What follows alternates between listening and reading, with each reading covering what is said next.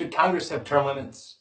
Yes, there should be term limits. To answer why and explicate the advantages and disadvantages of term limits, we have to go back to our country's inception.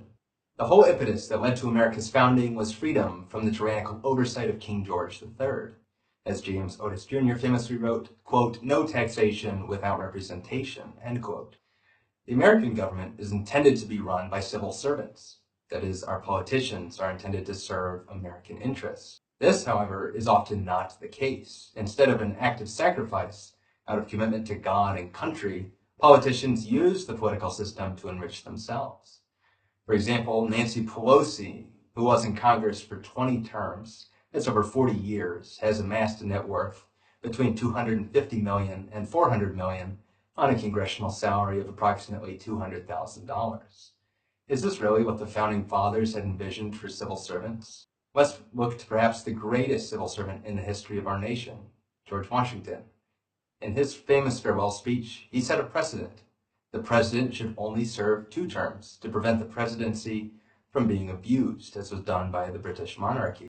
Why should the same not apply to those of the legislative branch? Would term limits inhibit the fullness of representation in our representative constitutional republic?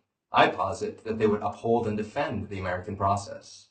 A system with a maximum of 4 terms would enable broader American representation, incentivize quick decision-making in the political process, and most importantly, turn congressional positions back into public servant roles.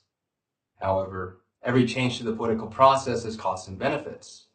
When term limits are short, that may inadvertently incentivize politicians to promise and roll out large spending bills that are ultimately detrimental to American taxpayers. So how do we minimize this risk? There's a simple theory well supported by economic data. Any regulations requiring funding that are passed will proportionately source their revenue from the politician's respective congressional district who signed the bill. That means if you spend more, the people who voted for you will pay more. This results in incentive-driven regulation creation, thereby stabilizing the political process, preventing tyranny, and increasing representativeness in our constitutional republic.